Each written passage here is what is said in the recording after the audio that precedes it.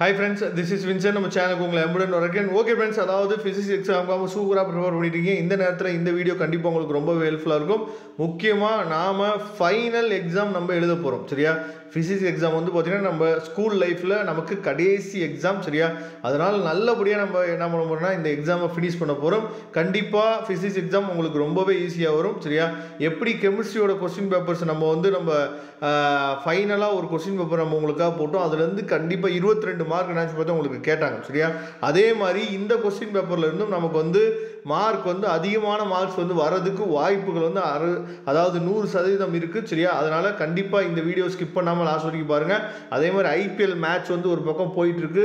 அதனால் ஐபிஎல் மேட்சை நான் பார்க்கணும்னு சொல்லி நினச்சிட்டு இருக்காதீங்க. சரியா, டியூஸ்டேக்கு அப்புறம் நீங்கள் ஐபிஎல் மேட்ச் நீங்கள் எப்போ வேணால் நினச்சி பார்த்து உட்காந்து பார்க்கலாம். அதனால் நமக்கு இந்த IPL match, public IPL match தான் நமக்கு ரொம்ப முக்கியமாக இப்போ இருக்குது. அதனால் கடைசி எக்ஸாமை நம்ம நல்லபடியாக நினச்சி பார்த்தா முடிக்கணும். இப்போ ஒன் வேர்ட்ஸை ஃபஸ்ட்டு பார்த்துட்டு அதுக்கப்புறம் 2 மார்க் 3 மார்க் என்னாச்சு பார்த்தீங்கன்னா நம்ம செப்பரேட்டாக நம்ம பார்த்துடலாம். இப்போ இந்த 1 மார்க்கில் கேட்கக்கூடிய இந்த சம்ஸ் கொஸ்டின்ஸுக்கு பார்த்தீங்களா, இந்த சம் கொஸ்டினே நமக்கு என்ன பண்ணலாம்னு பார்த்தீங்கன்னா 2 மார்க் கம்பல்சரியில் நமக்கு கிரியேட்டிவ் கொஸ்டின்ஸ் மாதிரி கேட்குறதுக்கு வாய்ப்புகள் இருக்குது.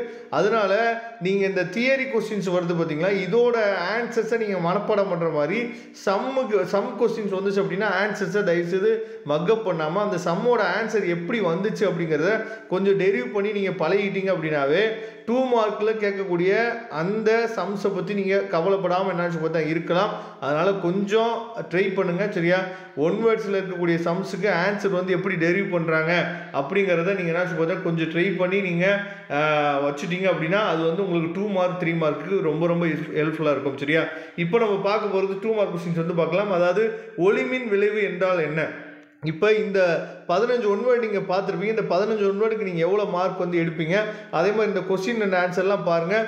இந்த கொஸ்டின் உங்கள் கையில் கிடச்சிச்சு அப்படின்னா நீங்கள் எவ்வளோ மார்க் ஸ்கோர் பண்ணுவீங்க அப்படிங்கிறதையும் கமெண்ட் பாக்ஸை சொல்லலாம். பிளம்பிங்கின் இடக்கை விதியை கூறுக. ஒளி விலகல் எண் 1.5 கொண்ட கண்ணாடியின் தள விளைவு கோணங்களை காண்கன்னு சொல்லி கொடுத்துருக்காங்க. ரொம்ப ரொம்ப முக்கியமான கொஸ்டின். அதுக்கப்புறம் லென்ஸ் விதியை கூறுக. சூரிய விதயம் அதாவது மற்றும் மறைவின் போது வானம் ஏன் சிவப்பு நிறமாக தெரிகிறது. What is the reason for reddish appearance of sky during sunset and sunrise. சரியா, அதுக்கப்புறம் மின்தேக்கு திறன் வரையறுக்கும் டிஃபைன் கேபிட்டன்ஸ். சரியா, ரொம்ப ரொம்ப முக்கியமான கொஸ்டின். அதுக்கப்புறம் உள்ளார்ந்த மற்றும் புறவியலான குறைக்கடத்திகளை வேறுபடுத்துக. டிஃப்ரென்ஷியேட் பிட்வீன் சொல்லி என்னாச்சு பார்த்தா இந்த டிஃப்ரென்ஷியேட் பிட்வீன்கிற கொஸ்டின் வந்துட்டாவே கண்டிப்பாக அந்த கொஸ்டினை எழுதிடுங்க. ஏன்னா அதில் மார்க் குறைக்கிறது ரொம்ப கடினம். அதனால் ஈஸியாக நீங்கள் ஃபுல் மார்க் ஸ்கோர் பண்ணலாம். ஒரு கடத்தி வழியே 32 ஆம்பியர் மின்னூட்டம் பாயும் பொழுது ஒரு வினாடியில் கடத்தியில் பாயும் எலக்ட்ரான்களின் எண்ணிக்கையை காண்க. ஹைட்ரஜன் அணுவின் 5வது சுற்றுப்பாதையின் ஆரம் 13.25 ஆம்பியர் எனில் அதாவது 5வது சுற்றுப்பாதை உள்ள எலக்ட்ரானின் அலைநீளத்தை கணக்கிடுங்கன்னு சொல்லி கம்பல்சரி சம் கேட்டிருக்காங்க. எலக்ட்ரானின் அலைநீளத்தை கண்டுபிடிக்கணும். சரியா, இதை தெளிவாக நீங்கள் பார்த்துங்க. அதனால் இந்த சம் நமக்கு அதாவது நம்ம டியூஸ்டே எழுதக்கூடிய எக்ஸாம்லேயும் நமக்கு கேட்கறதுக்கு வாய்ப்பு இருக்குது. ஓகே, 3 மார்க் பார்க்கலாம். மின்னழுத்தமானியின் தத்துவத்தை கூறி அதனை விளக்குக. சரியா, ராலே ஒளிச்சிறலை தோற்றுவிக்கும் 500 எண்ணம் மற்றும் 300 எண்ணம் அலைநீளம் கொண்ட 2 ஒளிக்கதிர்களின் செறிவுகளின் விகிதத்தை காண்கன்னு சொல்லி கொடுத்துருக்காங்க. மின்மாற்றியில் ஏற்படும் பல்வேறு ஆற்றல் இழப்புகளை விளக்குக. ப்ரூஸ்டர் விதியினை கூறி அதனை நிரூபிக்கவும் சொல்லி கொடுத்துருக்காங்க. 29வது கொஸ்டின் பார்த்தீங்கன்னா மின் பாயம் என்னன்னு சொல்லி கேட்டிருக்காங்க. சரியா, இந்த சம்ம தெளிவாக நீங்கள் பார்த்துங்க. ஒருவேளை நமக்கு டியூஸ்டே எக்ஸாமில் கேட்கறதுக்கு வாய்ப்புகள் இருக்குது. ஆல்பா சிதைவு நிகழ்வினை எடுத்துக்காட்டுகளும் விளக்கு. Explain the alpha decay process with example. அதுக்கப்புறம் மேக்ஸ்வெல் சமன்பாடுகளை தொகை நுண்கணித வடிவில் எழுதுக. Write down Maxwell equation integral form. சரியா, அதுக்கப்புறம் அதிர்வெண் பண்பேற்றத்தின் நன்மை மற்றும் தீமைகளை வரிசைப்படுத்துக. List out the advantages and limitations of frequency modulation. சரியா, அதுக்கப்புறம் கம்பல்சரி கொஸ்டின் என்ன கேட்டிருக்காங்க அப்படிங்கிறது பாருங்க. அதாவது மின்னோட்டத்தை கணக்கிடுக அப்படின்னு சொல்லி கொடுத்துருக்காங்க. ரொம்ப ரொம்ப முக்கியமான கொஸ்டின். அதாவது இந்த வருஷம் நமக்கு கேட்கறதுக்கு வாய்ப்புகள் இருக்குது. நான் ஏற்கனவே இம்பார்ட்டன்ட் சம்ஸ்லாம் நம்ம சேனலில் ஆல்ரெடி அப்லோட் பண்ணியிருக்கோம். அந்த வீடியோட லிங்க் நான் டிஸ்கிரிப்ஷன் பாக்ஸில் கொடுக்குறேன், எடுத்து நீங்கள் பாருங்கள். கண்டிப்பாக அது உங்களுக்கு ரொம்ப யூஸ்ஃபுல்லாக இருக்கும். இப்போ 5 மார்க் கொஸ்டின்ஸை பார்த்துடலாம். உட்கவர் நிறமாலை என்றால் என்ன, அதன் வகைகளை விளக்குக. அதுக்கப்புறம் கதிரியக்க சிதைவு விதியினை தருவின்னு சொல்லி கொடுத்துருக்காங்க.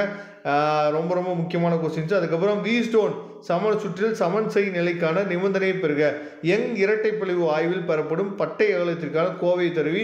அடிக்கடி நமக்கு எக்ஸாம் கேட்குறாங்க. Obtain the equations of band width, சரியா, யங்ஸ் டபுள்ஸ் எக்ஸ்பிரிமெண்ட்ஸ் வந்து நமக்கு அடிக்கடி கேட்குறாங்க. வான் டி கிராஃப் மின்னிற்றியின் தத்துவம் மற்றும் அமைப்பு, வேலை செய்யும் விதத்தினை விவரிக்கவும். நிறப்பிரிகை என்றால் என்ன, ஊடகம் ஒன்றின் நிறப்பிரிகை திறனுக்கான கோவையை பெறுக. ரொம்ப ரொம்ப முக்கியமான கொஸ்டின். அதுக்கப்புறம் ஆம்பியர் சுற்று விதியை கூறுக. ஆம்பியரின் சுற்று விதியை கொண்டு மின்னோட்டம் பாயும் நீண்ட நேர கடத்தியினால் ஏற்படும் காந்த புலத்தை காண்க. சரியா, இந்த கொஸ்டின் நம்ம கேட்கலாம். டி மார்கனின் முதல் மற்றும் இரண்டாவது தேற்றங்களை கூறி நிரூபிக்கவும். சரியா, இந்த கொஸ்டின் நமக்கு கேட்கறதுக்கு வாய்ப்பு இருக்கு. அதுக்கப்புறம் ஒரு கட்ட மாறு திசை மின்னோட்ட மின்னிற்றியின் செயல்பாட்டை தேவையான படத்துடன் விளக்கம் கொடுத்துருக்காங்க. போட்டானின் சிறப்பியல்புகளை பட்டியலிடுக. சரியா, அதுக்கப்புறம் 2 EV இயக்க ஆற்றல் கொண்ட எலக்ட்ரானின் உந்தத்தை கணக்கிடுகன்னு சொல்லி கொடுத்துருக்காங்க. இதெல்லாம் தெளிவாக பார்த்துங்க. இந்த கொஸ்டின் பேப்பர்ஸ் வந்துச்சு அப்படின்னா நீங்கள் எவ்வளோ மார்க் வந்து உங்களால் ஸ்கோர் பண்ண முடியும் அப்படிங்கிறதை கமெண்ட் பாக்ஸில் சொல்லலாம். மறக்காமல் நம்ம சேனலோட வாட்ஸ்அப் குரூப்பில் ஜாயின் பண்ணுங்கள். இனி வரக்கூடிய நாட்களில் கல்லூரி சம்மந்தமாக நாம போடக்கூடிய வீடியோஸ் எல்லாமே உங்களுக்கு ரொம்பவே ஹெல்ப்ஃபுல்லாக இருக்கும். தேங்க்யூ. நம்ம நெக்ஸ்ட் வீடியோ பார்க்கலாம்.